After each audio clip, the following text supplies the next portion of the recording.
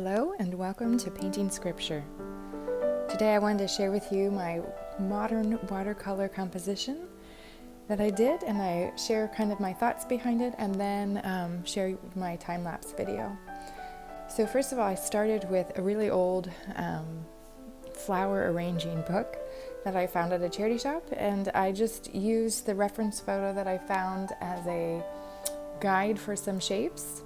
And so I put together just this composition, picking some different shapes that I had found in this photograph, kind of turning my composition or the photograph to get different maybe angles of the different flowers. I love how the lilies turned out in the end, but the different, I tried to have 3 elements. That was one of my conscious thoughts there, was I have 3 roses, I have 3 of this kind of loose, I don't know, poppy or something, and 3 of these more interesting hot pink flowers, and 3 lilies and 3 hydrangeas, just because that is kind of a compositional rule that really helps to have an odd number of flowers, or an odd number of items in the composition. And then once I had penciled everything in, I took my micro pen and I traced what I liked, and even at that point I'm still editing kind of the composition. And you'll notice I was consciously not inking everything in. So even in this, there's some bits of it that are still loose, so I didn't ink in even all of the little floral bits here.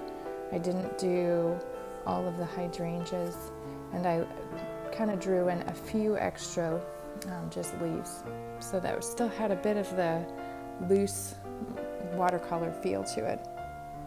Once I had inked everything in, I erased it, and then I started doing my layers, and you'll see that. I love the mix of greens, kind of the blue green, the minty, kind of, this is a black with my green color, and this is my green and my olive green, and then trying to drop in wet on wet some olive green into my green petals, just so I have a little bit more texture, or dark green into my olive green petals.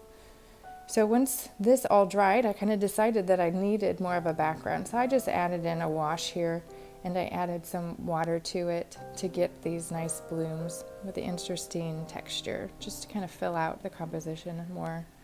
And then the last thing I always do, usually last I choose to do, is the lettering, because I feel like it balances the composition, so that if I have made a mistake with the composition, or it's a little bit off balance, or I'm unhappy in the end with maybe the color, there's too much weight on one side of the painting or something like this, adding the words at the end helps me correct any of that.